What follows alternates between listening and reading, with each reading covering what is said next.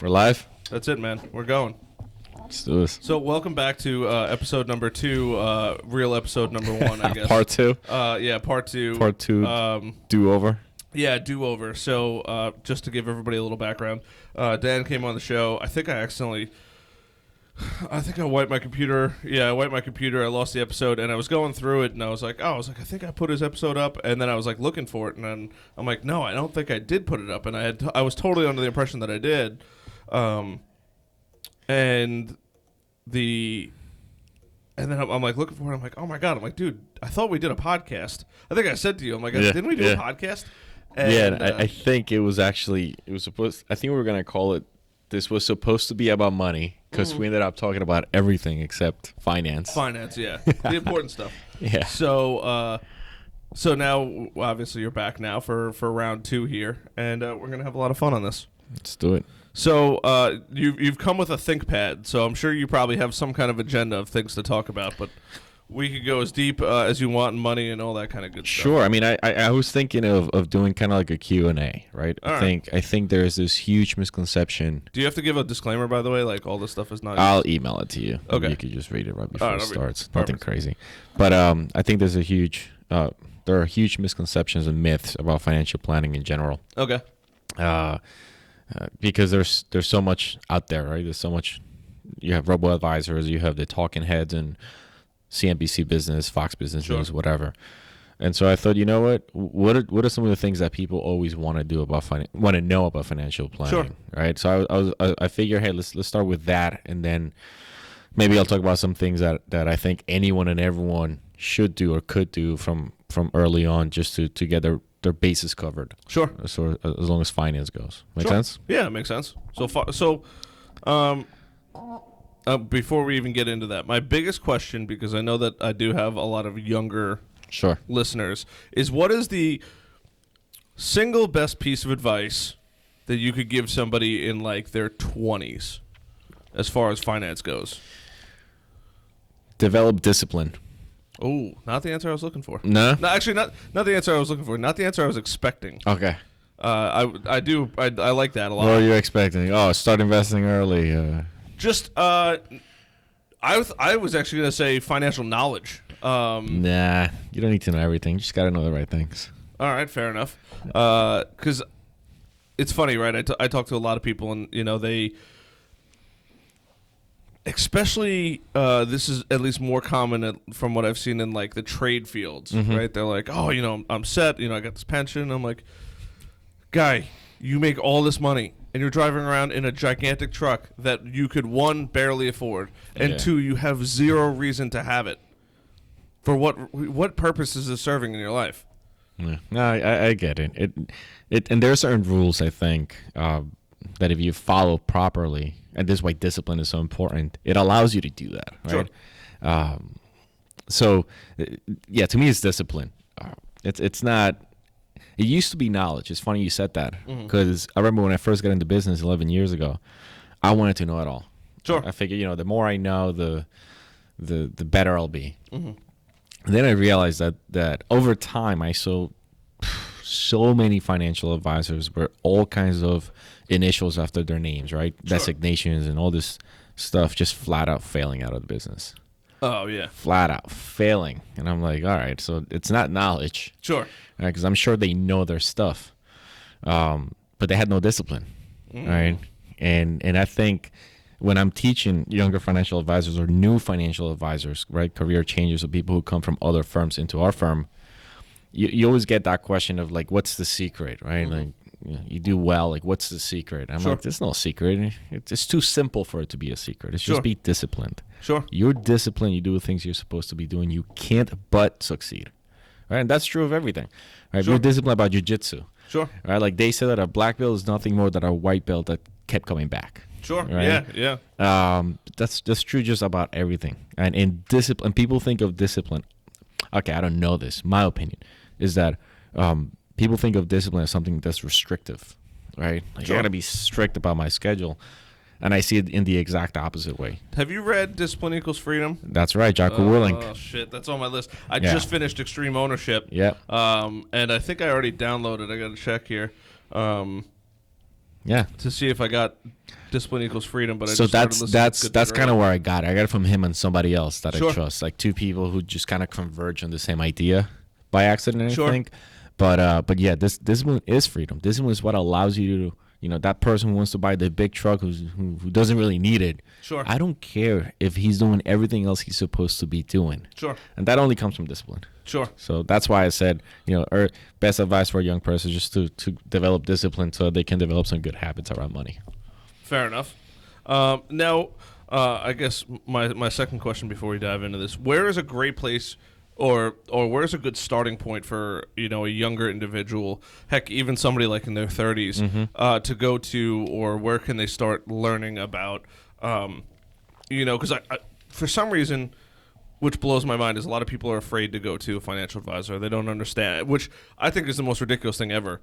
It's like, why would you be afraid to go to the doctors, right? The doctor is going to help you, help you get better. Financial advisor is going to help you make money, Hopefully. Yeah, hopefully. You're going to go to an accountant to help you with your taxes, right? All of those kinds of things. So where is a good place for a, young, hungry 20 to 30-year-old to go start getting this, to get knowledge at least, to point them in the right direction? So it's really a tough question, because in terms of knowledge, you could get everything right now, just with this. Oh my God. Right? Yeah. There's millions of resources out there. And people don't have the knowledge, the expertise, nor the time really to look at all of that information and try to figure out what's good, what makes sense to them. Sure. So in terms of where to get knowledge, I would just say, start Googling and stuff. But you need to get a foundation, the foundation right. There should be a set of economic-based rules around your money that would allow you to make decisions better in the future, and it will also allow you to look at some information that you get, and see if it makes sense for you or not. Okay, so just to give you an example, buying a house, right? That's everyone's first big financial goal. Sure. I don't think it should be, but it just is, sure. Right? And so they don't never know, okay, am I buying too much of a house, right? Or too little, how much can I afford? And I always make it simple. I say, look, if buying a house is going to prevent you from saving at least 15% of gross income, if it's going to prevent you, or if it's going to wipe out your savings, right? If the mortgage payment is going to take more than 15 to 20% of your gross income, then you're buying too big of a house. Sure. All right. So now now that they have that base knowledge, they can do their own research and say, okay, well, if I take a 30-year mortgage for this amount of money, what's my monthly payment going to be? Is that more than 15 to 20% of what I make? Sure. Right. So if you have the right foundation, it allows you to take every financial decision that you're going to make and see if it makes sense for you or not. But it all starts with the foundation, right? The strongest part of everything should always be the foundation, right? If a house is the foundation, right? Sure. The taller the tree, the stronger the foundation has to be. Sure. And when it comes to your finances, your foundation is usually your cash flow. That's why a lot of decisions should be made on the basis of how is it going to affect your cash flow. All right. So if it's going to prevent you from saving money, then you shouldn't be buying that house. It's that simple. Sure. And people don't like that answer, unfortunately. Sure. Right? And I tell them, look, it's your money. You go and buy it. I'm just giving you my professional advice. Sure. All right. That if you can't save money, if it's going to wipe out your liquidity, you shouldn't be doing it. It's the same thing with the 401k. Like it gets to me, the over-reliance that I see people having on their 401k. Sure. And I'm like, look, if putting money to your 401k is preventing you from saving money now, liquidity, then don't do it. What's the rush? Sure. You're not going to retire for 40, 45 years. Sure. Plenty of time for that. Sure. I mean, look, even, at least the way I look at it is saving something is better than saving nothing. 100%. And I think a lot of people, especially those people that I know them, if especially the guys that own their own businesses, right? They'll go with the term house broke, and I didn't understand what the term was, like, where they're like, oh, I'm house broke. I'm like, what do you mean? They're like, oh, most of my money goes to my house. And I'm like, well, what happens if you get fired, right, or you lose your job, or you a client fires you or something? Like, what happens to your house? Yeah, same thing with a car. They buy a $700, $800 a month car. My God, that's the other crazy. And they have no money to save. Yeah. So the house part. The very first time I remember when I first got into business, this had to be back in 2009. Somebody introduced me to a very, very wealthy asterisk individual. Yeah. Right? Lived in a beautiful house up by Stony Brook, behind Stony Brook, Oldfield. Sure. So I get there and I'm like, wow, it's like half a mile to get to the actual house from the driveway, right? Big Crazy. money. And I walk in and the house is like empty. Mm-hmm. So I'm like, dude, you just moved here? And he's like, oh no, we've been here for 4 years. Where's all your furniture? All right. And then as we start talking, I realized, and the guy was making money. I'm gonna say he was making 1.1, right? So it's like the first big prospect that I ever got. Sure. And so he's making like 1.1. That's 1 million, 1.1. Yeah, 1.1 for million. anyone listening. Yeah, and but he was spending like 1.5. Oh my god. Right. So he's broke. Broke. He was dead broke. Broke, right? And that's one of those things that people don't understand. When people say the rich, I'm always like, where are we talking about how much income they make, or are we talking about the net worth? Because to me, what matters is the net worth. You could have. I had an electrician. I was brought to this guy, I want to say 6 years ago, by one of our young advisors. And we get to his house. Is in middle country. Mm-hmm. We park in the front, the right on the road. And I look at the house and it's like falling apart. Mm-hmm. And I'm like, oh God, like what am I walking into? Sure. Walking in, the guy is blue collar, right? Very rough. Sure. Super nice, right? And I wasn't expecting much. Mm-hmm. So he's like, look, Dan, I'm getting ready to retire. I have some money, but I don't know what I'm supposed to be doing. Mm-hmm. And I'm thinking, all right, he has a 403B or 401k, one of those, and a couple $100,000. Sure. He has me on statement. He's got 1.4 million. Sure. I'm like, what? Yeah. Like, where'd you get this money? He's like, oh, I was told to just save money from when I first started. Yeah. Right. So he had 40, he didn't 45 even invest it. He just. Oh, it was invested inside of the 401k. It's just crazy. Yeah. And it reminded me of a book called this is a book that I highly recommend, especially if you're young. All right. It's called The Millionaire Next Door. The Millionaire Next Door. Yeah. Okay. And it reminded me of the book because what it is, this book is two research guys, two PhD guys. They wanted to know more about the wealthy. And they had these expectations, the same expectations that a lot of young people have when it comes to the wealthy. And it completely 100% overrode the expectations that they had. The wealthy are not the people spending money. Right, which makes sense. Yeah, you don't create wealth by spending it. Sure, you got to save it. Exactly. So what they found in the studies and the research that they did was that most millionaires is your neighbor. It's the guy with the blue collar or the white collar, but he's not going crazy. He's not driving the expensive car. Yeah, it's the guy who's just dedicated and disciplined. Sure, to saving money, to just put money away.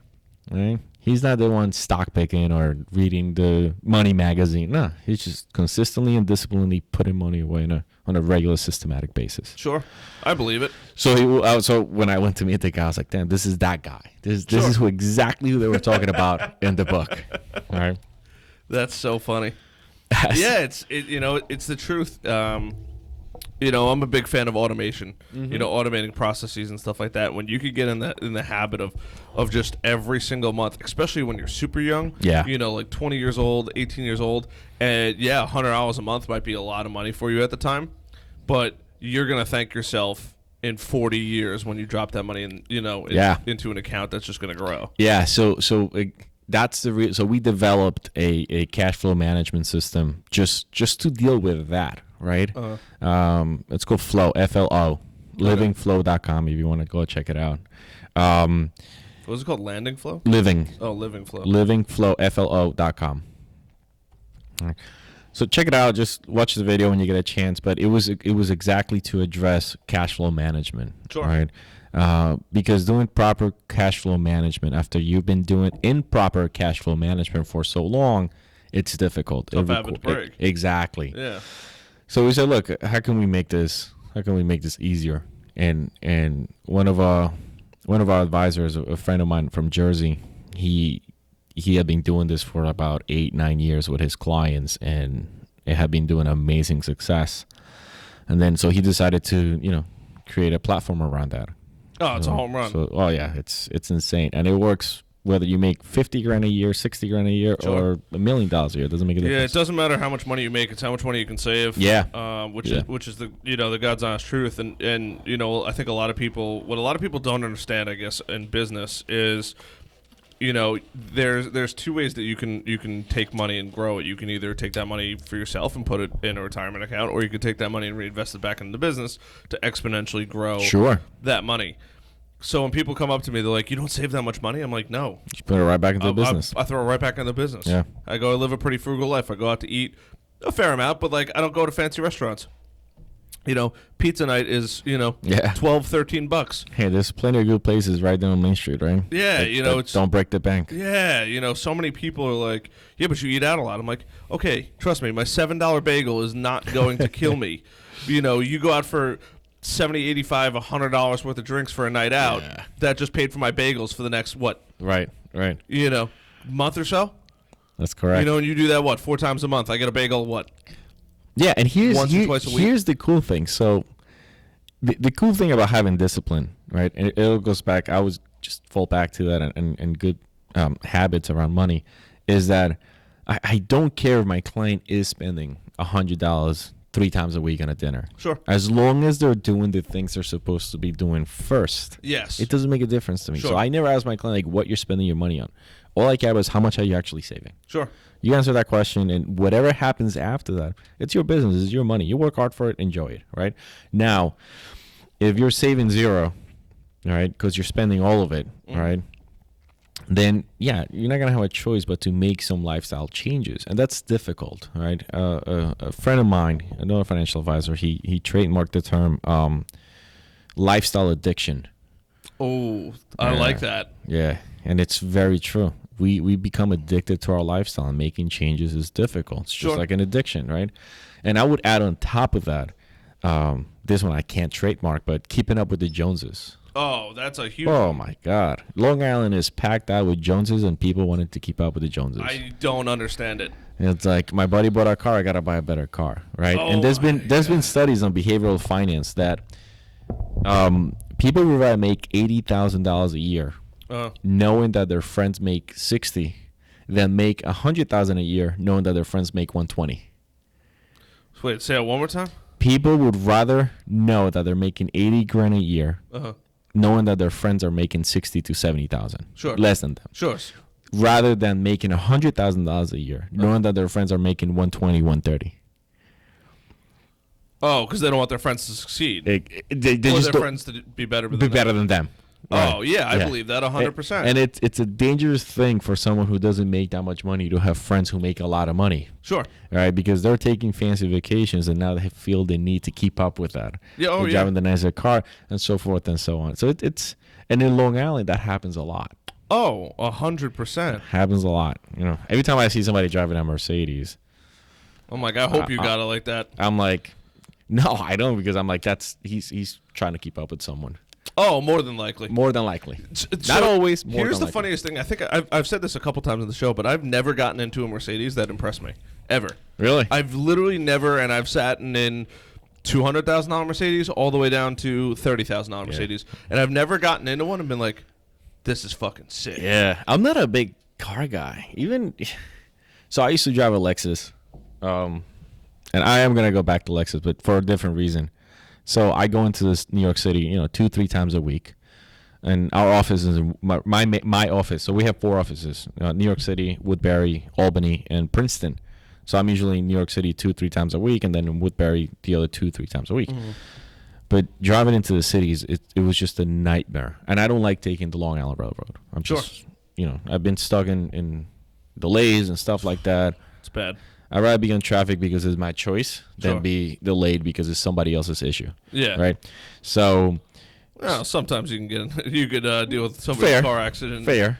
Then you're SOL either way. That's true. But at least I can figure something out. Sure. I'm still in control, right? I still have the hands on the wheel. Yeah, you can pull off to the side of the road or whatever. Yeah. So I got fed up with it, and I sold my Lexus to a buddy of mine who needed the car much more to commute somewhere else. And I went and I bought a hybrid. Just so that I could get on the HRV lane in the morning. Oh, I don't even. Right? go to Nassau County all that much anymore. And I'm still thinking about it. Yeah, so I bought the Honda Accord brand new touring edition. So it's got all the nice things, right? But I don't care about cars that much. I never have. Okay, I used to. That car is almost nicer, if not nicer, than probably every Mercedes on the road.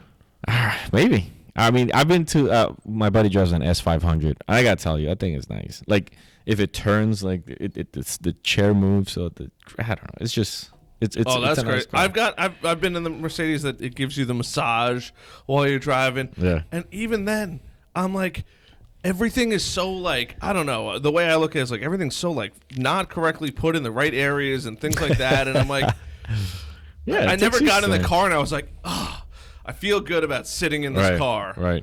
You know, BMWs. I've sat in it. You know, BMWs. You might have to pop that thing out and give it a spin. Got it. Okay, there we good. BMWs are in my opinion similar. It's weird. It sits here. Got it. Done. Good. Fixed. All right. Cool. But in my opinion, I think Hondas are just unbelievably comfortable. I like Toyotas. Yes. Lexus. I'm going back to Lexus after this. So I didn't buy. So I wanted a hybrid regardless, but Lexus has the ES350 hybrid, but that one couldn't get on the HOV lane until this year. Oh, really? So is that like little pod looking? No. It's just a full size sedan. Okay. Yeah, it's super comfortable, dude. Okay. It's like driving on a cloud. So once I'm done with once I beat this one up, then I'll get, because I beat my Lexus up. I think when I got rid of it, it had like 220,000 miles. Oh my god! But, so you drive it? Oh yeah, I drive a lot. Yeah, driving to the city. Yeah. So every time I took it to get service, I was like, look, man, I just tell me it's not gonna leave me on the side of the road. And they're like, dude, you gotta know 200,000 miles in this. Like, I take care of my car. Honda, Acura, Lexus, and Toyota are the 4 cheapest car brands to maintain, believe it or not. Really? Yeah. As long as, assuming that you don't get into a car accident. Right.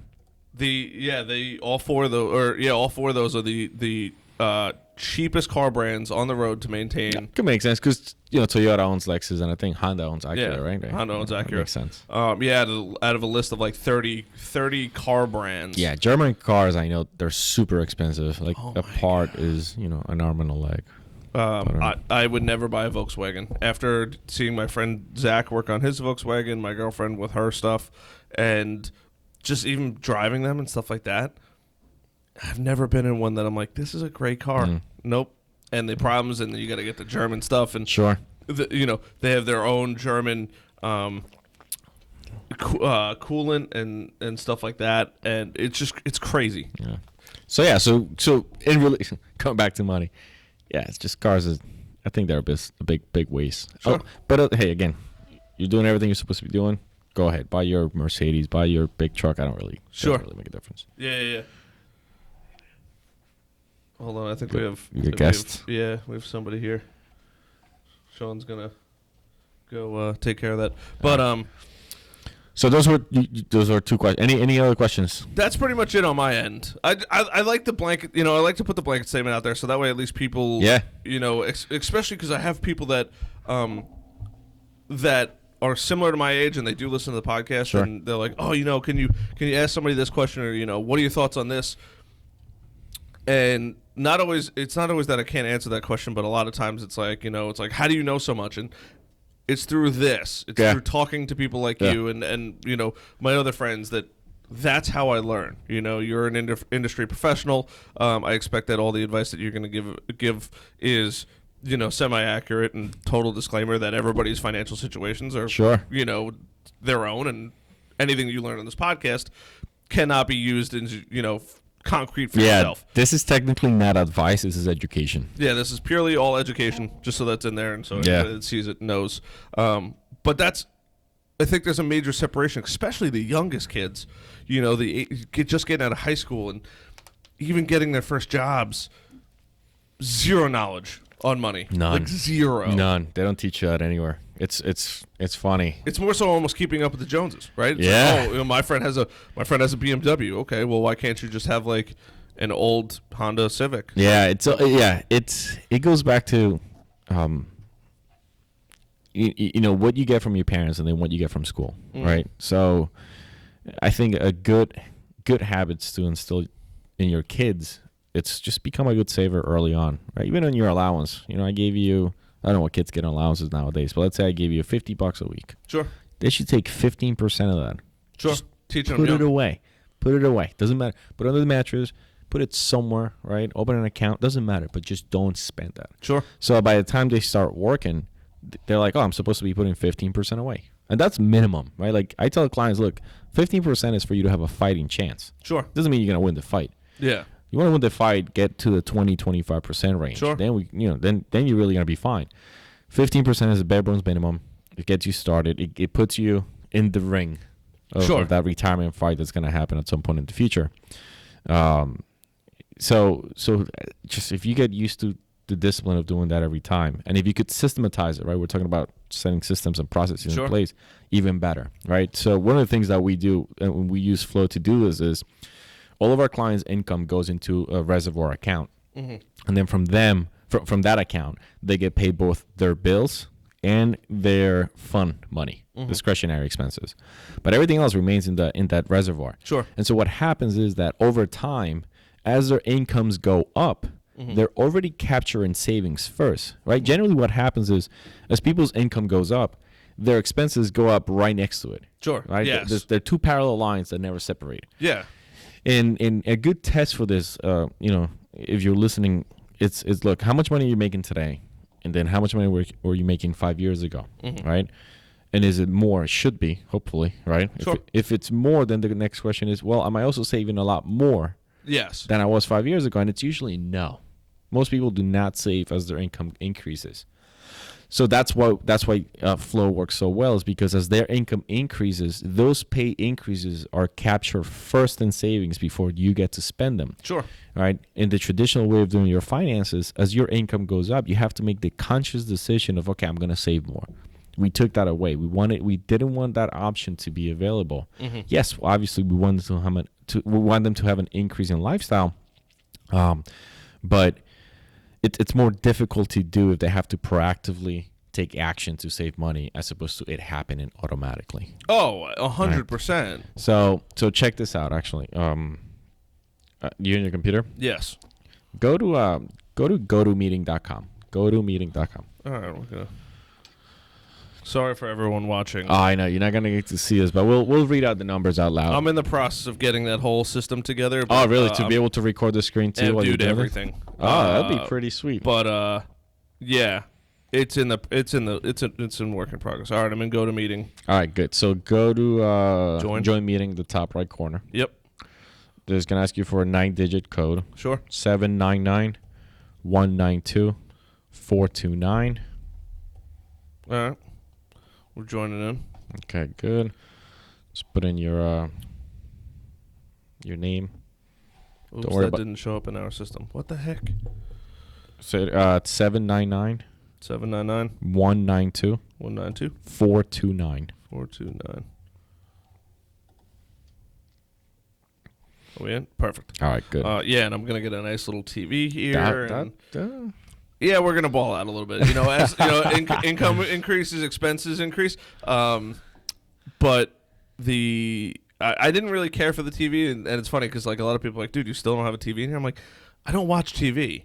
When I have that TV, I'm gonna get a nice little Sonos soundbar that's gonna run me an arm and a leg. Right. But I love. Have you ever been to the Oakley store? Which one? Any of them. Yeah. So they have all those TVs of people like surfing and skateboarding. That's ambiance. What I want. Yeah, I just want that 55-inch TV with just constant videos of people surfing and skateboarding and doing outdoor activities and just like cool, relaxing music. That's all I want. That's he's actually what I could do. I could actually record this. Yeah, if you want to. Yeah, so I'll record it. And then if it makes sense for you to post it, then you're more than welcome to. I'll send you the file. All right, so it's currently recording. Can you see my screen right now? Hold on. It's asking me to join here. Do I want it allowed? I don't want to use my microphone. Nah, you're good. No. Block. Switch. Come on, just let me in here. It's coming. Okay, I'm all set. Good. Right. My name. Let's go here. All right, so we're going to look at There it is. I'm in. We're gonna look at what I call two studies. Let me close that out. And if you see my screen, Yep. there's a bunch of things. So you see study period 40, right? So we're gonna look at 40-year study periods. Okay. And we're gonna look at two is, examples. When you say study period, this is How long we're going to do a study for. So we're gonna look at the next 40 years. the next. Okay. Okay. Sounds good. So here's kind of how most people do their finances, and this is gonna make sense. So somebody making $60,000 a year. Sure. Okay. We know that their income is not gonna stay flat. It can't. It better not. Right? Otherwise, they're gonna go broke. Sure. So we expect their income to go up. That's interesting. What do you expect what is the annual? So we did a little thing. We looked at our clients who are already in retirement, and we always ask for a copy of their Social Security statement. Mm-hmm. So the cool thing about the Social Security statement is that it shows you a list of all the income you've earned from the first day you worked. That's cool. And the government finally did something right. For Social Security purposes anyway, right? And what we found was that on average, income increases by about 5.1%. Now, year over year. On average. So some years it was higher, some years it was lower, yeah. right? Now, I don't like using that figure because it was a very different time, right? Sure. Than we are today. Yep. Right. So I'm more comfortable saying that on average, people's income is going to be about 4% on average. Sure. Right. So professionals, right? But for now, let's just leave it blank. Right. Okay. So let's say this is a 25-year-old. Right. We're going to look at the next 40 years. Sure. Right? So by the time they're 65, will they retire at 65? I don't have a clue. I don't know. I don't have Do you see a lot of people retiring early or later or right on time? Nah, later. It's always later. Yeah, and it's gonna get later too over time, and that's okay. Why do you think? Because people just They didn't save enough. Or, They didn't save, right. So if you look at life expectancy, man, people are living to the mid-90s. Sure. Right. So if you retire at 65, I think you got 30 years. I know. So if you didn't save enough, you're gonna have an issue. Yep. Right. Even with Social Security, it's just people just don't save enough. Yeah. Right? That's why I always go back to the first question, like what's the best advice, which is just be disciplined around it. Sure. Just be disciplined. Sure. All right. So we're going to assume that they make 60 grand. And we're also going to assume that they're saving nothing, which means that their current expenses are 60 grand. Make sense? Sure. All right. And so that includes taxes, debt, lifestyle. Mm-hmm. All right. And so they're saving nothing. Now, if they could save everything that they make, they would accumulate about 2.4 million, right? 60,000 times 40. Right? Assuming they could save everything. That's with zero growth in the market. Zero growth. This is putting the money on the mattress. Sure. Right under the futon right there, right? Sure. Or burying it like, who was the guy from Breaking Bad? Oh, Walter White. Walter White, right? Burying his... Did you see the new movie? Not yet. I didn't either. I'm about to finish it. I am in the last episode just because I wanted to rewatch it again before. Dude, really? Yeah. You're an animal, bro. The last episode. I probably should do that. Because I forgot a lot of stuff already. I know. I just don't have time to watch that. No, I get it. I do it when I'm getting ready in the morning. So, so this is the potential that they could save. They could save everything. Obviously, they can't, right? Sure. And the reality is that most people today, young people making 60, they're usually not saving that much money. Sure. All right, It's tough to save them, especially exactly. living around here. God exactly. damn. So if we calculate, look, if everything's going out the window, obviously the net result is that there's nothing left. $0 forever. Okay? Yeah. But we said that we expect their income to increase. I'm going to use a 4% increase. Okay. Now, let me ask you this. If their expenses are also increasing by 4%, is this picture going to change? No, it can't. Yeah. Right? But what if their expenses are only increasing by maybe only 2%? Oh, this is interesting. I'm very intrigued right now. Right. So we still an increase of 2%. It's still an expanding lifestyle, right? They still get to do more every year with their money. We're just doing it at a slower rate than their increase in their incomes. Sure. So do we expect saving some kind of money? Sure. So do we expect this to look a little different? Yeah, but it's not going to be that far off the beaten path. I don't. So think. let's take a quick look. So and remember, this is somebody making 60 grand, putting the money on the mattress, right? Yep. With expenses. No way.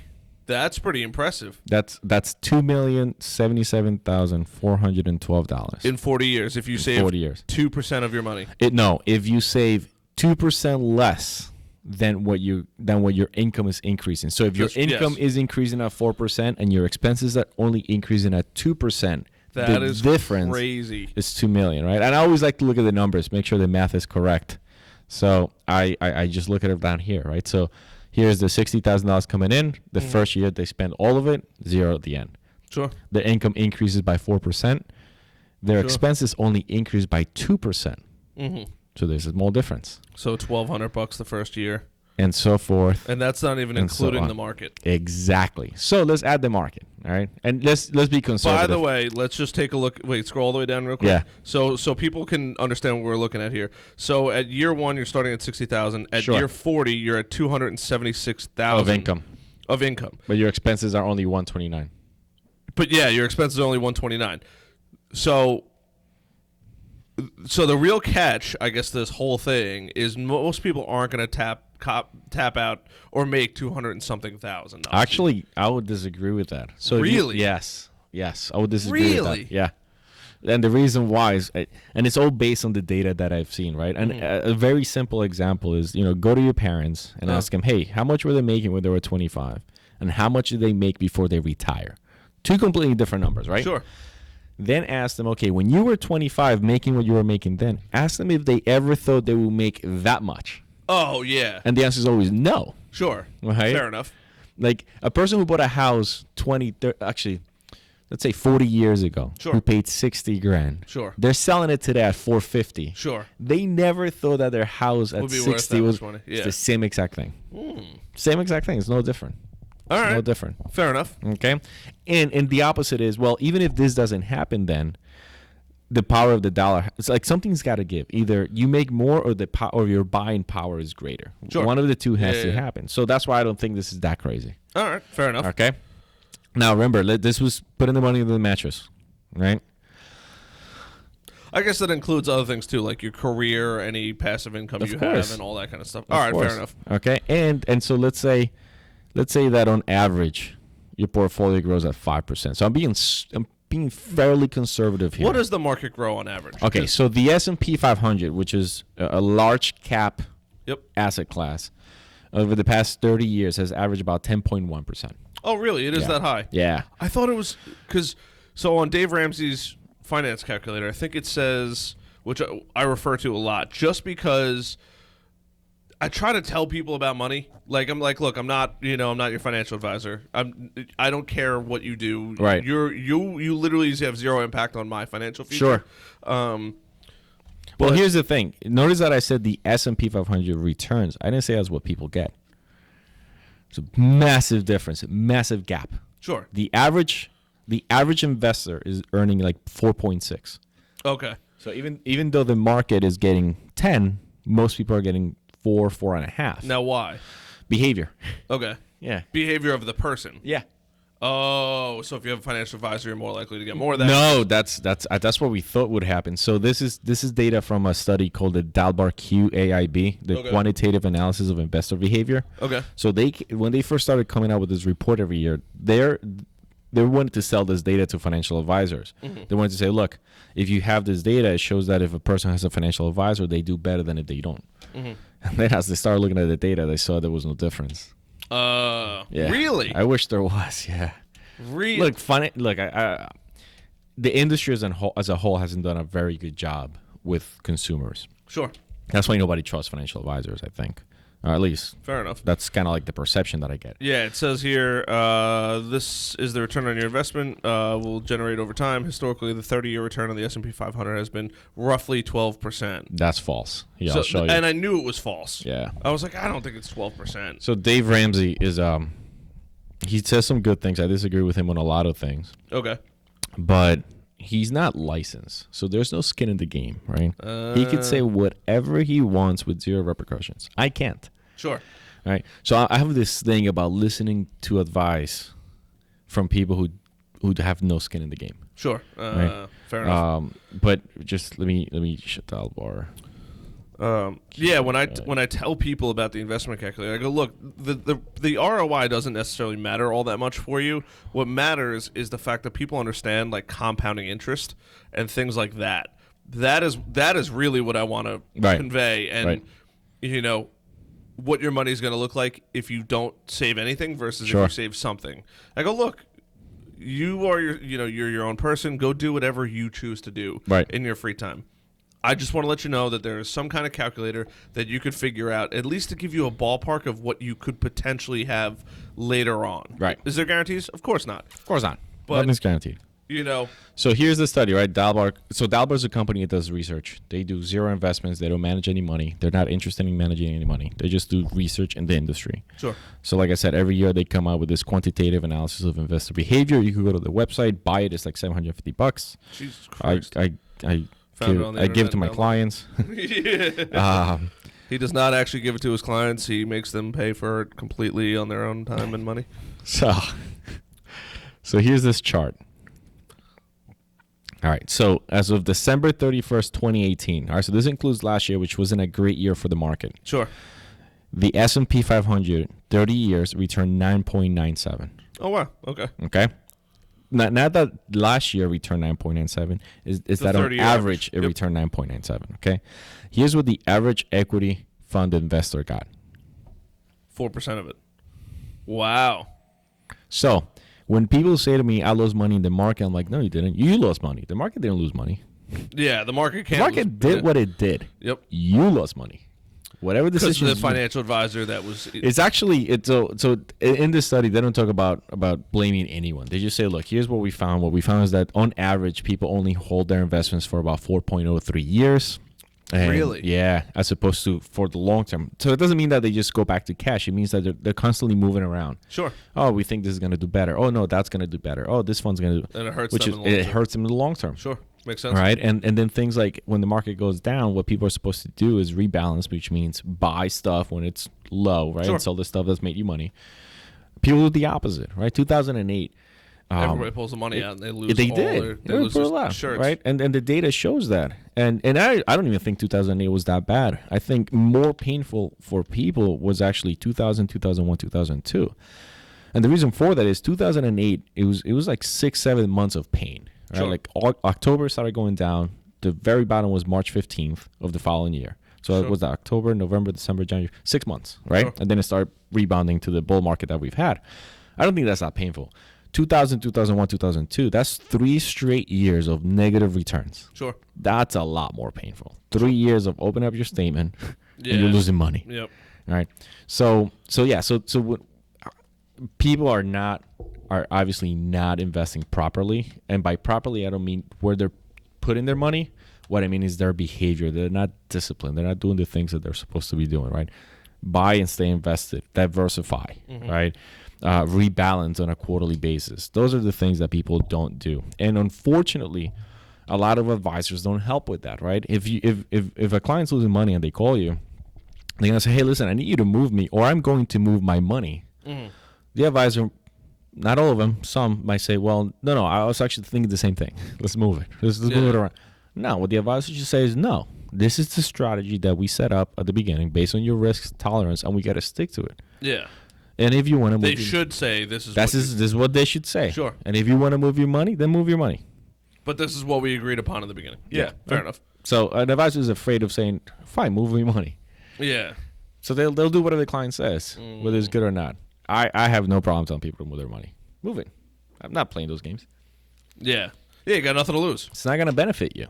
Yep. I'm not going to be that person. Okay, so let's go back to the example we're looking at. So remember, that was if the number we looked at before was if they just kept the money under the mattress. If we had a pretty conservative 5% rate of return, the $2 million was to $4 million. Yeah. And this is from someone making $60,000 a year today. Sure. All right. And here's the best part. Even if it's not this much, maybe their income increases by 4%, but their expenses only increase by 3%, right? So it's not that big of a difference. Sure. We still get some pretty darn good results. Yeah, $2.2 million over 40 years. Yeah.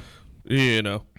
That's pretty wild, honestly. And I love showing this because it's only $60,000 a year, right? I'm not showing here the person making $152,000, $250,000. This is $60,000 is reasonable. A mechanic, right? Someone in a trade. This is what they're making. Sure, right? It's nothing crazy. Obviously, if we ramp up the numbers, right? Oh, you could get probably crazy with this. You start out at $200,000. We start at $200,000 with their expenses being $200,000. Wow, that's pretty wild. Yeah. It's not that much more. Yeah. So this is a couple. This is 2 teachers today. Sure. That's Yeah. crazy. Teachers make about $100,000 after like 6-7 years. Yep. Right? They're not good savers, generally speaking. At least the teachers that I meet with. So we put them on this program on Flow. Yeah, that's pretty wild. So this is available in Flow? Yeah. So this is kind of what we do with Flow. Is look, we know your income is going to increase, but you obviously are not good at taking those increases and saving them. Sure. Yeah. That's what we want to help with. Of course. And it organizes them too. It shows them like, look, you don't need to spend everything the way you've been doing it here, and it allows you to track how much money came in, how much money came out. We call that free cash flow, right? And the idea is to help them, like you said earlier, help them generate different sources of income, whether it's from an investment portfolio, a real estate property that they wanted to buy, whatever it is. That's fine. We're cool for that. Interesting. Yeah. Yeah, that's pretty wild. Just seeing that balance between the two, and honestly, if you make $200,000 a year, it's really just a shame that I see when people, it's once again, it's keeping up with the Joneses, right? Yeah. Everybody, I just see so many kids, especially my age, that go out and they buy the really fancy car. Yeah. Like the first time they actually get paid, they're going out and buying the nicest car that they could possibly get their hands on. Yeah. Look, I just changed the numbers. I wanted to see what 45,000 looked like At 40 years. Yeah, it's pretty good. Somebody only making 40 grand. Starting out. Yeah. 1.6 million. Yeah, it's crazy, man. And if you a lot of times too, a lot of people, they just don't understand like saving, how to save money. They don't. Look, I'm definitely not a pro at it. I'm really, really good at spending money. Got a PhD on spending money. Oh, dude, I'm a pro. But especially with the business, the weird part is with the business is you learn how to make things work when you're broke.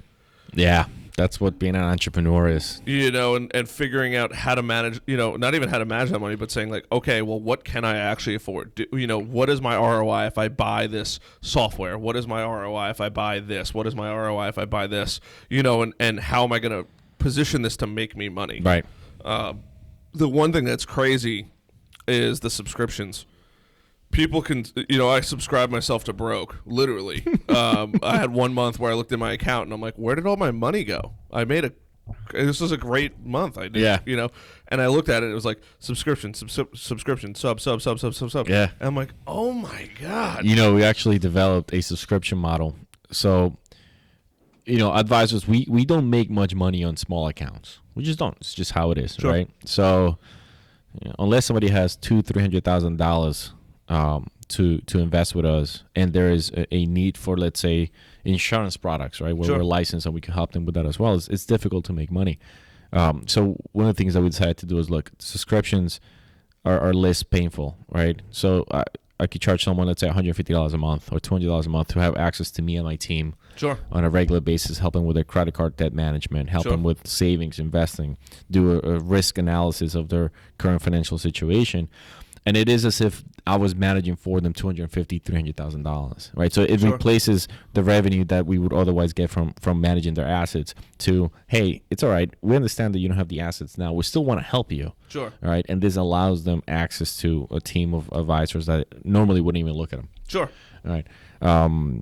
And I think the kind of work that an advisor should do should more than pay for itself. Sure. I agree. And I think I agree. if you can't do that, then, go do something else. Yeah. Look, the right help is priceless. Yeah. And I always tell people, look, you think hiring a professional is expensive? Wait until you hire a loser. Oh, 100%. Wait until you hire a rookie, a novice. Oh, my buddy Jimmy had this great saying. I can't remember what it is, and it was like, it was something with spending $1 today is to save $1 today is going to cost 10 times more down the road, or whatever it was. Yeah. It was some catchy little saying, and I'm kind of pissed I can't remember it. But it was just like, he lays asphalt, him and his company, they lay asphalt for these big jobs. And he's like, yeah, look, you can absolutely go get Joe Blow, and they're going to give you a quote there's no way that we could possibly compete with, and all that kind of stuff. He goes, but if the asphalt cracks or they didn't lay it right or they didn't lay enough and it wasn't graded correctly and all of these different things, Yeah. you're now going to have to pay that dude whatever the cost of the job is. Then you're going to have to pay us again to come in and redo the entire thing. Right. So you pick. I don't care either way, Yeah. but you pick what you want. I tell that, that's kind of the motto I live with in my business now. Yeah, markets reward quality, right? And so quality is a little bit more expensive. So here's another example. Going back to someone who's young, that I think is very, very powerful. So when it comes to building wealth, there's three different parts. There's three different components to building wealth. There is how much time you have, right?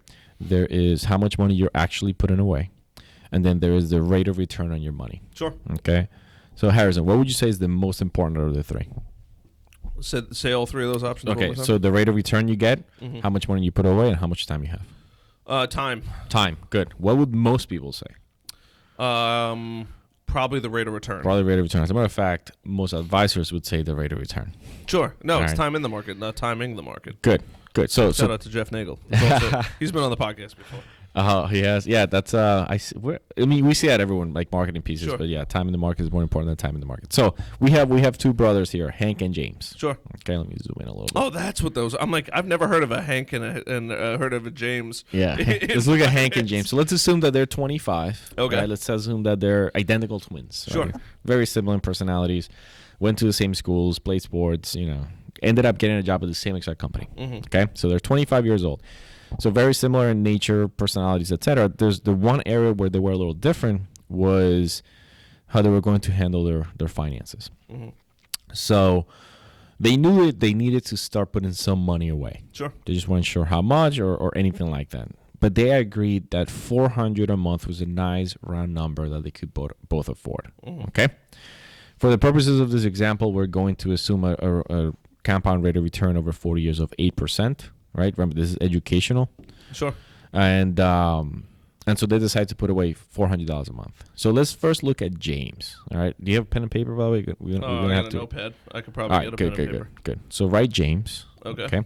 And so what James decided to do, he said, look, little brother, fine, I am going to start putting away $400 a month, but I've worked really hard, right? I had a 4.0 GPA in high school, 3.6 GPA in college. I played sports. I've been disciplined. I've done all the right things. I want to enjoy my money for a little bit. All right. So he says, I'm going to wait until I'm 35 to start putting money away.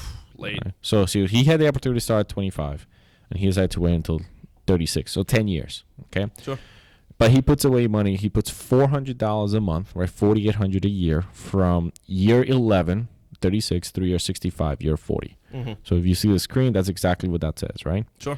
So he accumulates over that period of time $587,000. So write that number down, right? So he put $400 a month for 30 years, and he accumulated $587,000. So his cost, what cost him to get that money was the $4,800 times 30. So it cost them $144,000 Sure. to get 587. So write Sure. the 144 as well, please. Sure. We good? Yep. Okay. So that's James. Now Hank decided to do things a little different. He said, you know what, brother, I'm going to start right away. I'm just going to put $400 a month. All right. And he started at age 25. So from year one. Right. Sure. And remember, we're looking from age 25 through age 65, 40 years. Sure. However, there was a slight difference in Hank's plan, which was after doing this for 10 years, life got crazy, kids got in the way, stress, whatever. He couldn't put any more money away after 10 years. So all he did is he put $400 a month from years 1 through 10. Sure. Meaning from age 25 through 35, right? Sure. And that was it. And so let's say how that did. So first let's look at the data. I was like looking at the data. Yeah, that's just crazy. All right, so here you can see, right, the $4,800, the $400 a month coming in, and then not coming in. See that? So only 10 years. Sure. Okay. And that grew to $755,000. James get? 587. So that's what? There's 100 and what difference is that? 150? Yeah, about 150. 150 give and take, right? But that's not the only difference. Not like 130,000. Yeah, whatever it is not the only difference because Hank only put it in for 10 years. That's right. So it cost Hank $48,000 to get $755,000, and it cost his brother $144. Sure. To get $580. Sure. Whatever. Right. So what's the moral of the story? Put some goddamn money away. Start putting some money away. All right. The most powerful thing you have is time. All right. And the longer you wait, the more expensive it gets to put money away. Sure. All right. Because of lifestyle, like that lifestyle addiction we talked about earlier. And because you have less time, it's going to cost you more to get to the same goal because you don't have as much time to let that compounding curve work. Sure. So it's start early. Start early. As the second you get a job. The moment you could start putting money away. It's not the moment you could, because you could always find excuses as to why you can't. Yeah. Right? So it's teaching just yourself and discipline. Just put the 15% away. The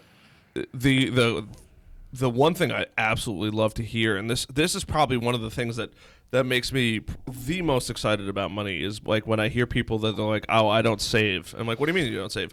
Oh, I have a second job, and all the money I make from that second job goes into my savings. Which, yes, they're trading way more time than they probably need. Right. But they have, they just know that every single thing, what the blood, sweat, and tears they're laying out this week is going to pay off in big time. 40 years. So big time. A lot of times it's even more than that $4,800. They're it's $10,000, $12,000, $15,000 a year that they're making. Yeah. It's a part-time job. Yeah. And they're like, oh, this is all I do is save it. And they're like, I'm only doing it for 5, 10, 15 years, and then I'm done. I don't want to, I just want to live my life after that. And I'm front loading everything. But I know that, by the time I have a kid, and I'm not going to see them a little less when they're a baby, but when the time actually matters and I got to be involved in their life, think about it, right? Sure. You get 20, let's take 25, right? 25 it happens. Okay, so you got to work 50 hours a week. Well, at 50 hours a week, you're going to see your kid a little less, but the time that it really counts, that 10, 11, 12, 13, 15. You'll be around. Mm-hmm. And you've already front-loaded all of that extra work and all that kind of stuff to put that money away. Yeah, time is a powerful, powerful thing. And being smart about it, it's very relevant, very important, especially when it comes to your money.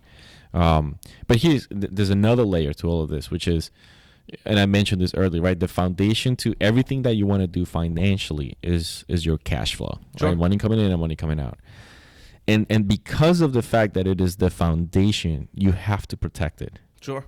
Right? Otherwise, everything else falls apart. Like, sure. I could create a perfect financial plan, whatever that means for a client, and if cash flow stops, it's all over. Yep. Right? It's game over.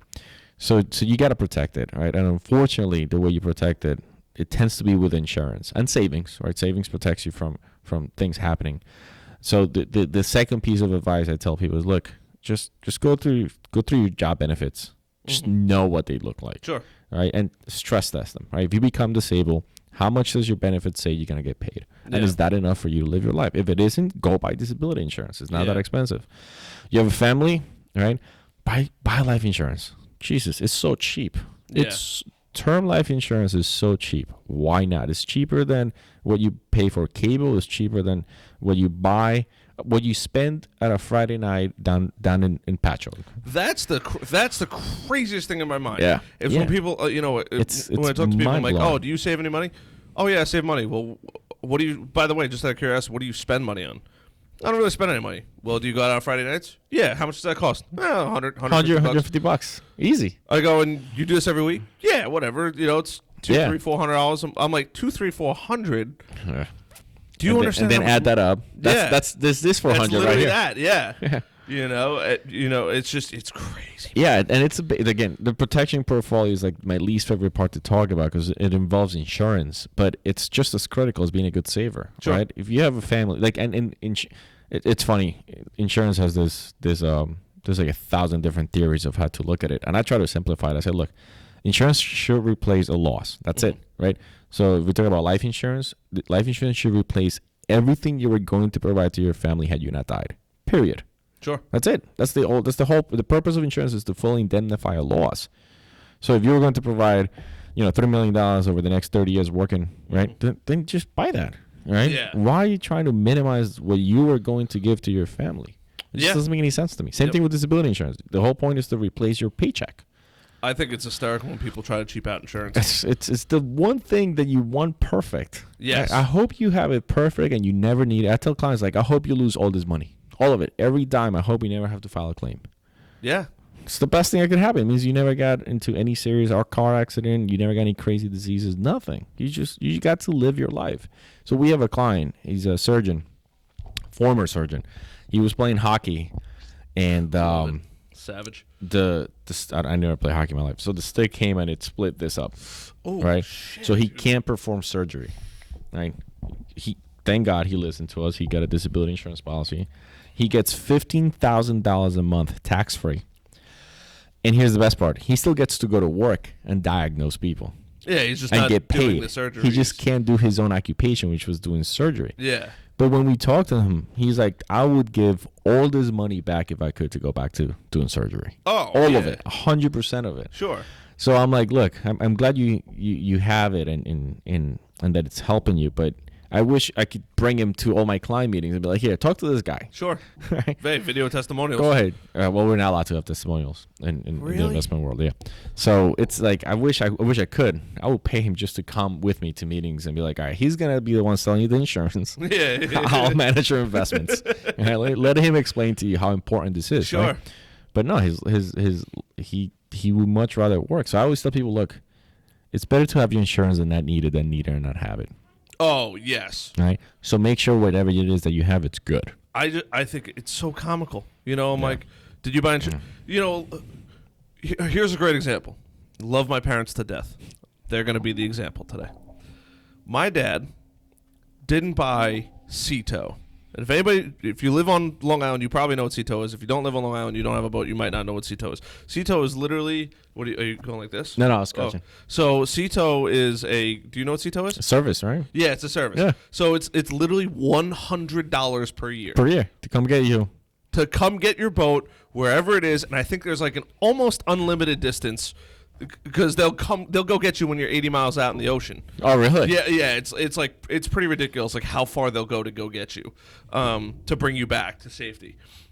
So it's $100. I cannot stress it's $100 per year. What is that? Quarter of that is one night out in Patchogue. Yeah. That easy. is one night out. If you are the most frugal person, that is 2 nights out. But I'm lucky if I can get away from dinner for $50. Sure. So, apparently, boats have this little plug all the way at the bottom. And this plug, if you pull your boat out of the water, helps drain all the water out of the boat. Because there's water that gets in the hull and all that kind of stuff. Yeah. And, waves splashing in the back and all that kind of stuff. And your bilge pump will pump that out if your boat's in the water. But if your boat is not in the water, you can undo that plug and all the water can come out of your hull. Got it. And it helps prevent any warping or anything like that. And a lot of times boats just have just a tiny little bit of water, and it's never going to really affect your boat as long as you drain it all when it freezes. So my dad and my mom went out to Fire Island. Nice. And when you put the boat in, the hole is literally like the size of a quarter, maybe a touch bigger. They go out, and when you're driving forward, there's not really any water because the boat is at the right pitch that can go into the hole. Yeah, the water just goes right under, right? Yeah, it just goes. Yeah, like the boat's moving like this, the hole's here, so there's really no water going in there. But when you stop, that is when water can go into the boat. Yeah. So you go to the beach, you go hang out for a couple hours, and then you come back, and all of a sudden the boat's not moving, and you're trying to figure out why the boat's not moving. And then you realize, the boat, it's low tide. Well, I can't move the boat on low tide because the boat's sitting on the bottom and the bay is very shallow. Right. Also not realizing that the hull is full of water completely, and water had been accumulating through a quarter-sized hole for 4 hours now. You can move a lot of water through a little hole in 4 hours. Yeah. Was he a beach bar? Casino bar? No, they were just over hanging out in Fire Island. And So I go, Dad, why don't you just call Cito? You know, they'll come, they literally give you a pump, and it'll pump water out of the boat in no time at all. You know, at least if you can't get back there to put that little cap in, it'll get enough water out of the boat that you can get back until you get the boat out. Especially, you know, as long as you can get it up on a plane, most of that water is going to help come out slowly. Sure. Oh, I don't have Cito. Hold on. You spent thousands of dollars on a vehicle with a engine that does not cost a little bit of money. And you didn't spend, I don't even care about boat insurance. Just $100, man. That's like not having AAA for your car. It is, yeah. The most basic package of AAA is better than having no AAA. Yeah. I'm like, you're saving $100. I go, what? You know, he's like, yeah, but we got back. I'm like, oh my God, obviously this fault didn't learn. He didn't learn. And I'm like, for $100. And I go, look, this is the exact reason why I don't go out on the boat, because things like this happen, and I'd get really angry because you guys didn't spend $100. It's we all got this. So that is your insurance for boats. Yeah, we got this hubris, right? Excessive pride. It's not gonna happen to me. It's not gonna happen to me. It's not gonna happen to me until it does, right? Mm-hmm. And my brother's the perfect example too. He's getting married tomorrow to Brian's sister. Brian's been on the show. Shout out to Brian. Shout out to Brian. And he transitioned jobs. He went working for a bank to now a private company. You've seen his work. I think I showed it to you on Instagram. I think so. Yeah. He's a graphic designer, very good guy. Yes. And in the transition process, he didn't have insurance, right? And you get COBRA when you leave a job, right? COBRA allows you to maintain that insurance, but you pay the premiums instead of your employer paying the premiums or helping you pay the premiums. And he got the paperwork, and it just got buried, right? Buried. And now that I'm thinking about it, I don't know if I should talk about this, but it's not my brother, it's somebody else. So, well, let's just assume that in this moment everything's resolved. So it is. Everything's resolved. Okay, good. So he ended up in the hospital for 6 days. Yeah, and we just got the bill. It was $81,000. Oh my God. Fortunately, he had sent the check out just in time. Even though it got buried, he's like, I guess. And I told him, I said, dude, you gotta. Kelly told me, I was like, you need to do this. Like, you never know. Lo and behold, 6 days in the hospital, $81,000 in hospital bills. He only has to pay like, I don't know, $500 or something like that. Dude, you want to talk about a good way to spend money? Go to the hospital. Oh yeah. You smile too much. Here's another bill. Let's just figure that out real quick. So $81,000 over the course of 6 days. 6 days. Yep. I'm just curious to see what the number is. Divide that by. Actually, hold on. 6 times 24 is 144. 81,000. Divide that by what was 6. Oh yeah, wait, that works actually. 6, and then divide that by 24. You're spending $562 an hour. An hour. $562. Yeah. And his bill was his bill for the insurance was like the bill for the insurance was, I think, $1,100, $1,000. Yeah, to save. So he sent 80,000. Yeah, insurance is kind of important. It's a no-brainer to me. It's like when I see people complain that they got a $12,000 bill or as their copay or whatever from the insurance, and it would have cost $60,000. I'm like, I'll take the $12,000 any day, all day long, and they kept you alive. By the way, and you're still living. Yeah.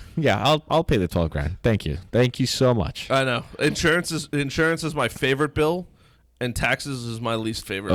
Let's not go there today. We did last time. We did. Let's not go there today. Tax avoidance is better than tax evasion. Just remember that, ladies. That's right. It's the legal thing. Really good accountants will help you avoid paying taxes. Yep, my guy's the man. Stephen Bain, if you're listening. He should be listening. And if he's not, I blame you for not sharing this out with him. I can't wait. All right, so what else you got for me for finance here? So was this good? This was awesome. I think, I try to look at everything that I do from a listener standpoint, sure, along with my own standpoint. I think it was very well laid out, and the nice part is this is like real numbers, and not only does it drive home the point that I always try to tell people, but because time in the market is so incredibly important, but really just trying especially in the beginning, like at 25 years old, like people don't even realize. Like I tell people when they're 20 years old, I go, whatever money you have, just don't go out for 1 month. Right. Just, even if it's $1,000, right. bro, $1,000 in 5 years in the beginning of the market is way better than 5 years at 25 years old. Yeah, and when talking about the market, I love to tell people, look, the market is always down. Like people, not all clients, people in general, they're never happy with the market, right? And here's why. If the market's down, nobody's happy. Sure. All right, losing money, blah, blah, blah, blah. As the market begins to rebound, sure, right, they're feeling some confidence, right? Mm-hmm. They feel good about it. The market continues to do well, continues to grow, and now the anxiety comes back in because now they're not trusting it. Like, why is the market going up for so long? It's just coming. Set it and forget it. It's like that old rotisserie chicken cooker. So, and then if the market continues to do really well, and then while it's doing well, they start giving themselves the credit for their portfolio doing well. Oh, of course. Right? Oh, it's me. I made the right choices. No, it's not. It's the market, right? Yeah, market's just going to go up over time. Always goes up over time. We never had a 10-year period where it didn't. And so when it's really high, now they're not happy. The anxiety says, should I get out? What if it crashes, right?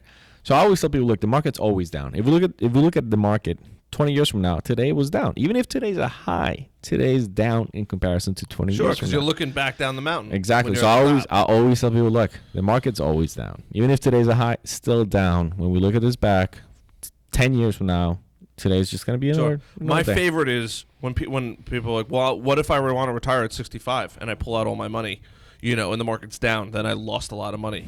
I go, bro, you're never going to pull out your entire investment. And I go, if that's the case, then you work for an extra 3 years, you wait the period, and then you pull out. Yeah, I had a really good analogy with this, with data. If from 1926, all right, so here's a good one. So imagine that you go to your favorite casino, and I don't mean the bar in Fire Island, an actual casino, right? Sure. And there's a sign of a new game. Mm-hmm. And the game says, look, here are the odds of the game. The game is you're going to win 75% of the time, right? So 3 out of every 4 hands or whatever. When you win, you're going to win about 23%. Okay? Mm-hmm. And when you lose, you're only going to lose 13%. Mm-hmm. Right? So let's look at those odds again. There's a 75% chance of winning, right? 3 out of 4 times you'll win. When you win 23% of your money. When you lose, you only lose 13%. Mm-hmm. How often do you play? You'll probably play constantly. I would sit there all day. Yeah. All day long. Sure. That's the S&P 500 from 1926. So but you got to stay playing, right? Yeah. You got to just you can't get out exactly. You can't get out the one time where you lose money. Yes. But that's statistically speaking, ballpark here, educational purposes, those are the odds of the S&P 500. The best thing that I think people, my favorite thing is not cheating the market, but timing the market correctly. And not that you could ever really time the market correctly, but if you go through an 08 and you happen to be smart and save up a ton of money, in 08 is probably the time get in to just buy everything. Yeah. Because then you could potentially skyrocket your success. Yeah, so it's that we've all heard nobody ever it. wants to do it. Nobody. It's difficult, right? But we've all heard you're supposed to buy when? Buy low, sell high. Buy low, sell high, right? Okay, so imagine for a second that we actually have a whole presentation on this. Are you looking at my screen still? Yes, I am. Hold on. Sure. So this is really cool. We do this with clients too. Most of my meetings with clients are like 75-80% of the meeting is just education. Sure. We don't actually do any recommendations until they understand what they're doing. So one of the rules that I have is I don't let my clients sign anything unless they can explain it back to me. Oh, that's a good rule. All right. All right. So let's look at rebalancing. Mr. and Mrs. Podcast. I like that. Yeah, I created a quick client for us. All right, so we'll have heard this, right? You're supposed to buy when prices are relatively low and sell when prices are relatively high. Sure. Sounds very easy to do. But nobody ever wants to do it. Here's why. They ride the heroin train. Well, yeah, human nature tells you to do the opposite. Here's what I mean by that. Imagine you get your statement, and here's what it looks like, right? You have 3 funds. Mm-hmm. You have a U.S. equity. That's United States stocks. For those of you listening, equities are stocks. Fixed incomes are bonds. Okay? And you look at your 3 funds. You have a U.S. equity fund. You have a fixed income fund. And then you have an international equity fund. All right? And your statement says that U.S. equity is up 31%. Mm-hmm. Fixed income is down 2.3%. Sure. And international is up 4.6%. So before you go any further, this is my initial gut reaction to this whole thing. Sell U.S. equity investment, take the 31%, and buy fixed income performance. Okay, so you're like in the 1%. Cool. Okay? Because when people look at this, general people, and I know you, so I know you do a lot of research on your own, right? Yeah. People don't do this. But they'll look at this, and I always have like, what? And I do this in the middle of the presentation. I say, what would you be inclined to do? No, they would probably sell, oh my God, let me get rid of my losses and keep buying my, yeah, right? of course. Let me buy more of that, right?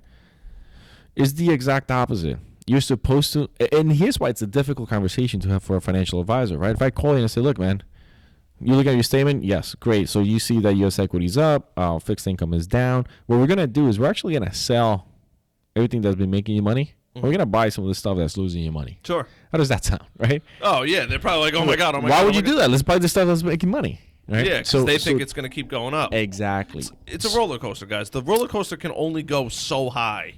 And so low. And so, yeah, and so it goes both ways. So it's just difficult to tell people to sell the stuff that's making you money. Just don't buy Fitbit. I just checked my account actually before you walked in. I was like, oh, I just got. That's funny. So you were asking me before when we're looking at the Dalbar report, like, well, why do people lose money? This is why, right? This is what gives us these numbers, right? The S&P getting, this is 20 years, the S&P getting 5.62 and the average investor getting 3.88. Like, this is where it comes from. It's because people don't know how to behave with their money, right? We're emotionally incapable of managing our money. Like, I have a financial advisor. You do? Hell yeah. Really? Yeah, he just moved to Vegas. Okay. Yeah, he just moved to Vegas. There goes all your money. No, he's good. He's taught me a lot. But he just keeps me in check. We have a conversation once a year. Sure. I know what I'm supposed to be doing, obviously. Sure. He's more of like a second opinion. That's why. Fair enough. All right. Smart. Look, you go to the doctors, you get a second opinion. Exactly. Doctors should go to doctors. Do go to doctors. Although a lot of them, I would hope so. Although a lot of them self-prescribe, which becomes an issue when you're trying to do some financial planning. But anyway, so people are just not wired. We're not wired to move towards pain, right? Oh yeah. And losing money, it's painful, but it's Sure. what you're supposed to be buying. Sure, of course. So the idea of buying low and selling high can actually be done on a systematic and automatic basis. It's called rebalancing. Sure. When you rebalance a portfolio, you're supposed to sell the stuff that's been making money and buy the stuff that's been losing money and bring it back to the original target asset allocation. Sure. So it doesn't even require them to get emotional about their money. All you got to do is rebalance the portfolio, and you're doing what you're supposed to be doing, which is buy low and sell high. Sure. Makes sense. Make sense? Yeah, man. Questions? No, not really, man. It makes sense to me. I've probably done more research than your average Joe on a lot of this stuff, which actually for a little while I did want to become a financial advisor, and then I realized that I have to take tests, and I'm just not a good test taker. Yeah. So because of that, I was just like, you know what? I'm not trying to study more in my life. I'm just trying to get out of that study game. Yeah, it's a tough career. I gotta tell. I think the statistics are like 1 out of 10 makes it to like their 50 year or something like that. Yeah, it's crazy. So with the firm that I started, I remember when I started, I think we had 24 people, 25 people in my class. Mm-hmm. I'm the only one that's left. There's another guy that's left in the business too. So him and I are the only ones left, but he's not front. He's like back office. So he's not like client facing. He's working with another financial advisor. Sure. But it's a difficult career. It requires discipline. Sure. Everything. Everything. Back to discipline, right? Everybody's like, the biggest criticism I got when I started my business was, whatever, it's like 1 out of every 10 businesses fail in 10 years and 1 out of every 5 fail in 5 years, whatever the numbers are. So I was like, all right, you know what? Let me start looking up some research. And it, people get lackadaisical. They don't take a look at the big picture of like what they're doing. They're not, they're going after the wrong clients. They're trying to do everything, right? I love telling people I don't do that. Do you do this? No. Do you do videography? Kinda. What are you looking for? No, I don't do that. I don't do that. Yeah. What do you mean you don't do that? No. Yeah. This is the kind of I'm not going to build a bad reputation on trying to do something I know that I cannot do. Yeah. It's not worth my time, it's not worth my energy, all that kind of stuff. I'm going to stick to what I'm good at. That's right. And, when you start to look at that, oh, well, why else did businesses fail? They didn't show up. They didn't take it seriously. They didn't do this. A lot of my friends, especially when I quit my job, they're like, dude, you're quitting your job to start my business? Yeah. Yeah. Well, why don't you just do it as a side hustle? Because I'm extremely committed to what I'm doing. Either you're in or you're out, man. I don't have a boss. The guy Sean here, he could attest I'm here every morning. If I'm not here in the morning, it means I'm out at a meeting. Yeah. There's literally every single day I come to work. And if I'm not, I think I've taken like 3 days off since I started my company. And even on the days off, there's not a time that I'm like, oh my God, I forgot about this. Dude, I'm always thinking about the business. Always thinking about the business. You have to be. And then I look and I laugh when people are like, oh, my 40-hour-a-week job is so hard. I'm like, bro, 5 o'clock comes on a Friday and you're done. Yeah. You're done. Like, I would love to go back to working full-time as a bartender. Why? Because the moment I leave work, I'm done. You have to bring that home. Is the money, is it blood money? Absolutely. Is it hard work? Absolutely. Is it probably the best job in the world? Absolutely. But you're just done. You never have to, wake up in the middle of the night and be like, oh my God, did I send this email? Did I get this done? Did this happen? Did this happen? Did I account for this? Oh my God, did I put that meeting in my calendar? This, that, and the other thing. It's those constant things that, even when it's like, okay, everything's done. Not everything's actually done. There's projects you could do. Always. There's ways to grow the business. Always there's something. Phone calls. There's posts to be made. There's always something. Yeah. So it's just what being an entrepreneur is. Not complaining by any stretch of the imagination, but if you want to succeed, you got to show up and perform every day. Got to be disciplined. Yeah. Be disciplined. It's a lot of discipline. Yeah. And discipline is not doing what you like doing. Discipline is doing the stuff that you don't like doing. Yes. Right. Like, I think back of my soccer playing days, and I used to think like, wow, I was so disciplined back then. Like if the coach said we had to be on the field at 5 a.m., like I was there at 4:50. That's not discipline. Sure. That's just what you do. You're supposed to do. Exactly. Right. And you enjoy discipline doing is that. Going home after practice and saying, what can I do? Yes. So discipline is doing those things that you don't like doing and doing them on a systematic basis, consistent basis. And it's difficult. I struggle with it all the time too. I mean, we're all human, right? We all have stuff that we struggle with, right? And discipline is handling that stuff. It's saying, okay, I know I need to do this. Just go do it. So that's that. Let me see. What else did I want to cover? Nothing in particular, but so, going back to the original question, which was what advice would I give someone in their 20s or early 30s? It's just be disciplined. I would say work with an advisor.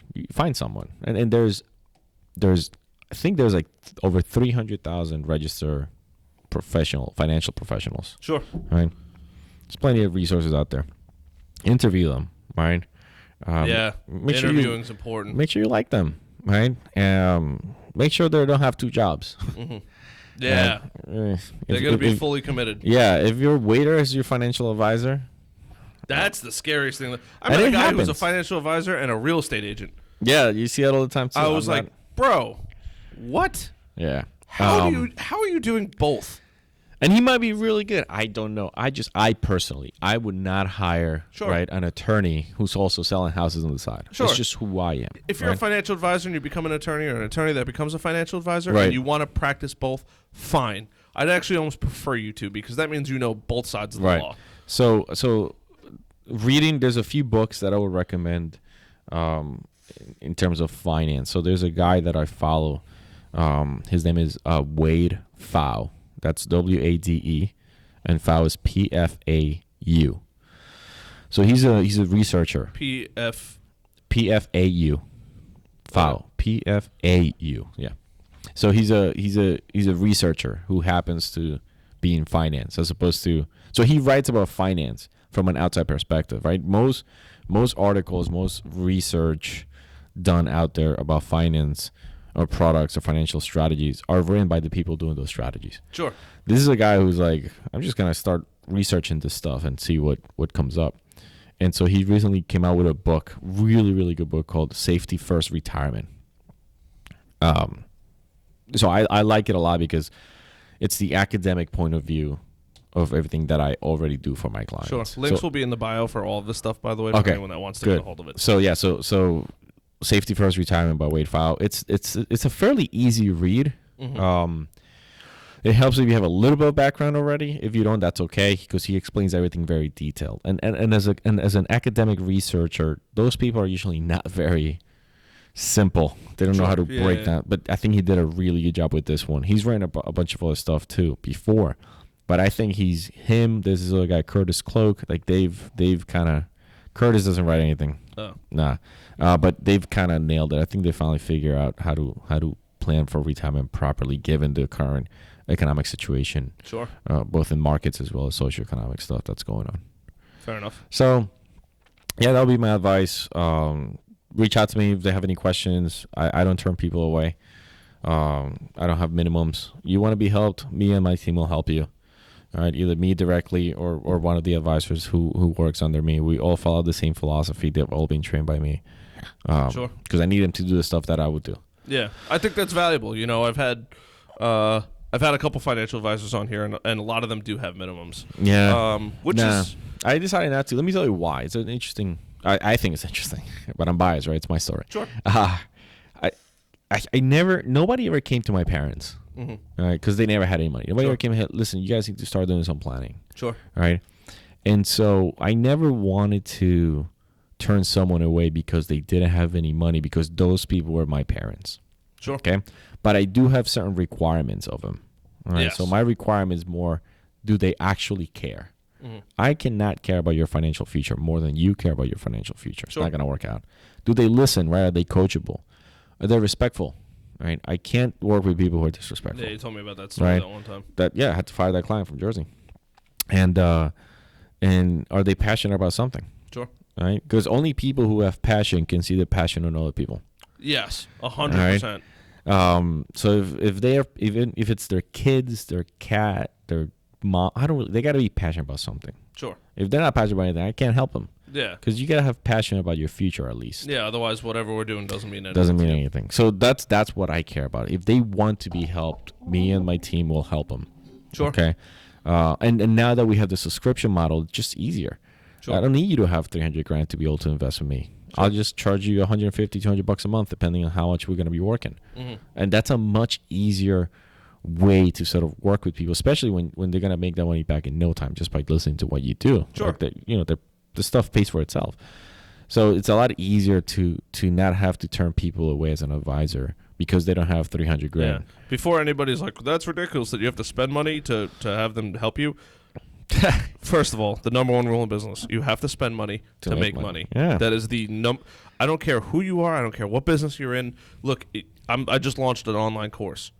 That online course, just to have it up there, cost me $200 a month. There you go. Regardless of how many signups I have. I have to spend money for the potential to make money. Yeah. So and look, I give a ton of free advice. I don't mind doing that. Mm-hmm. All right. Am I going to be your advisor? That's completely different. I'm more than happy to educate you.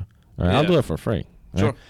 But for me to actually help you, I'm sorry. I don't work for free. Nobody does. Yeah. All right. And there's money should never be the barrier. And I'll do everything that I can to make sure that I could actually work with everyone. Sure. And it's paid off. I mean, I have clients. My biggest client makes $1.2 million a year. He's a hedge fund trader. Mm-hmm. My smallest client, I don't even know because I don't really look at it, but it just has to be someone making 40, 50 grand. Sure. I just don't care. You want to be helped, I'll help you.